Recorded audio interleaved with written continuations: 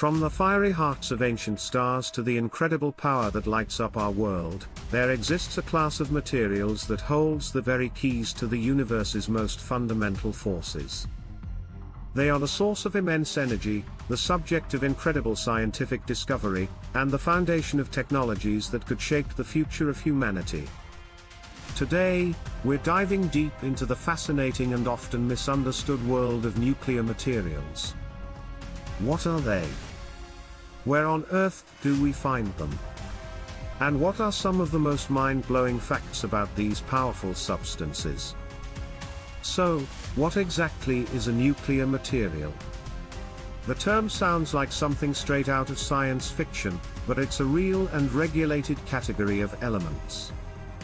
At its core, a nuclear material is a substance that contains unstable atomic nuclei, meaning they are radioactive. The International Atomic Energy Agency, or IAEA, specifically points to three key metals: uranium, plutonium, and thorium. These are broadly sorted into two main groups. First, you have source materials. Think of these as the raw ingredients. This category includes natural uranium, just as you'd find it in the Earth's crust, and thorium. These materials are naturally radioactive, but their energy potential needs to be unlocked. Then, you have special fissionable materials. This is where things get really interesting. These are materials capable of sustaining a nuclear chain reaction, the process that releases enormous amounts of energy. The most famous examples are enriched uranium-235 and plutonium-239. The ability to undergo fission is what makes these materials so potent, both for generating electricity in a nuclear reactor and, more infamously, for nuclear weapons. So, where do these materials come from? Are they all cooked up in a lab? Not at all. The primary nuclear materials, uranium and thorium, are naturally occurring elements forged in the explosive deaths of stars billions of years ago. They are a natural part of our planet's geology. Uranium is surprisingly common, about as abundant in the Earth's crust as tin. You can find it in small amounts in most rocks, soil, and even in seawater. The challenge isn't finding it, but finding it in high enough concentrations to make mining economically viable. Major deposits are found in countries like Kazakhstan, Canada, and Australia. In fact, you have naturally occurring radioactive materials, or NORM, all around you. Granite countertops, for example, often contain trace amounts of uranium and thorium. Plutonium, on the other hand, is exceptionally rare in nature. While trace amounts can be found in some uranium ores, virtually all the plutonium that exists today is man-made, created inside nuclear reactors by bombarding uranium with neutrons. And then there are the truly rare and exotic nuclear materials.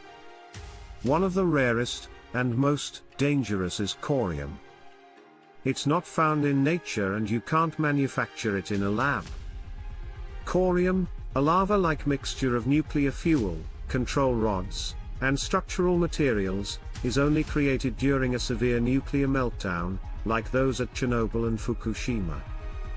It's a stark reminder of the immense power we're dealing with.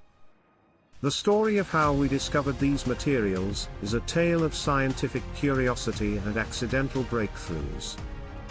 Our journey starts in 1789 with a German chemist named Martin Klopproth.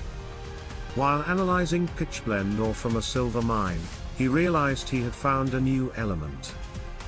He named it uranium, in honor of the recently discovered planet Uranus.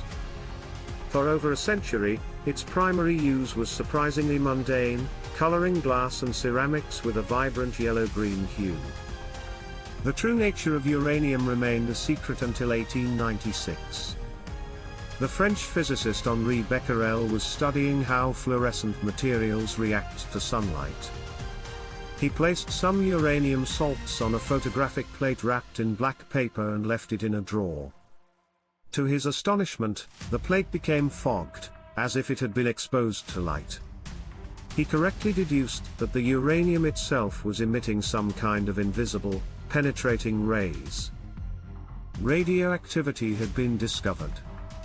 Plutonium's discovery came much later, in the tense atmosphere of the 1940s. At the University of California, Berkeley, a team led by Glenn T. Seaborg used a cyclotron to bombard uranium with deuterons, creating a new, synthetic element. Following the planetary naming convention of its predecessors, Neptunium, after Neptune, they named element 94 plutonium, after Pluto, which was at the time considered a planet. This new element would go on to play a pivotal role in the top-secret Manhattan Project. Now for the truly mind-bending facts about nuclear materials. The sheer energy density is almost incomprehensible. A single kilogram of natural uranium, if fully utilized, could power a 100-watt light bulb for over 180 years. In contrast, you'd need to burn thousands of kilograms of coal to achieve the same feat. And what about nuclear waste? It's a major concern, but the volume is surprisingly small. All of the used nuclear fuel ever produced by the entire US nuclear energy industry over the last 60 years could fit on a single football field at a depth of less than 10 yards.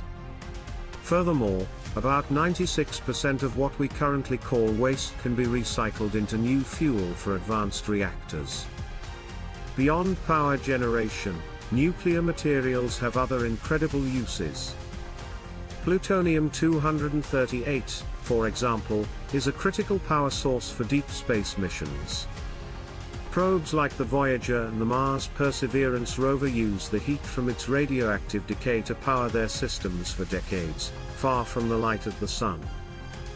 From the building blocks of our planet to the fuel that could power our future, nuclear materials are a testament to the immense and awe-inspiring power locked within the atom. Understanding them is key to navigating the challenges and opportunities of the 21st century. Thanks for joining us on this journey into the world of nuclear materials.